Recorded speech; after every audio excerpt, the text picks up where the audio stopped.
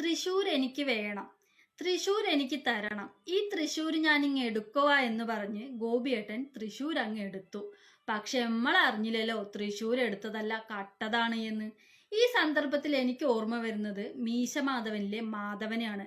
മാധവൻ എന്തിനു നോക്കി മീശ പിരിച്ചോ അത് കക്കുമെന്നാണല്ലോ.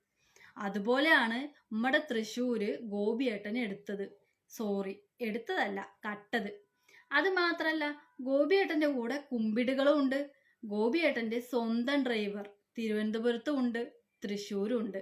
അതുപോലെ തന്നെ ഗോപിയേട്ടന്റെ അനിയൻ സുഭാഷ് ഗോപിയും ഭാര്യയും സ്വന്തം മണ്ഡലത്തിലും ഉണ്ട്, തൃശ്ശൂരും ഉണ്ട്.